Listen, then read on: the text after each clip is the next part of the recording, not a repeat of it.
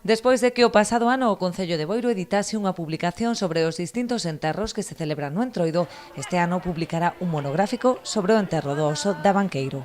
Esta mesma semana, os pequenos do Colexio da Banqueiro recibirán charlas divulgativas e teatralizadas sobre esta tradición e o día 25 farán no centro o enterro do osiño. Son máis de 100 anos de historia e vanse a facer de maneira divulgativa, teatralizada e con imaxes. Para iso contaremos ca colaboración dun membro da Asociación A Dorniña da Banqueiro, que non pode ser outro que o noso ben conocido Cocó. Intentaremos trasladarlle aos rapaces por medio de xogos e, como xa digo, teatro, pois de onde ven esta tradición e por que xurdiu esta tradición na parroquia de A Banqueiro.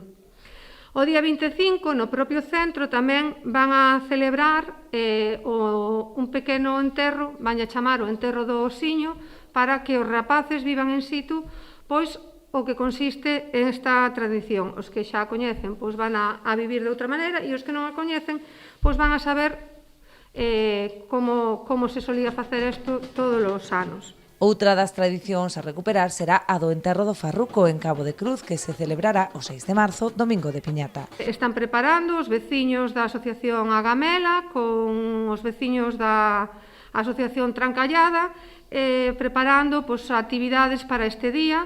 Están pensando en facer un desfile ás 12 da mañán e despois pola tarde, ás 5:30, pois tamén facer o tradicional enterro do Farruco no peirao de Cabo de Cruz.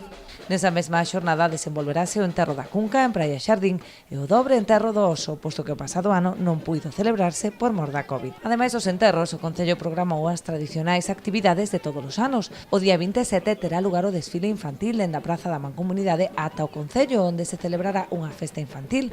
O martes de Entroido tocará a quenda o gran desfile de carrozas. As bases do concurso estarán dispoñibles na web municipal próximamente.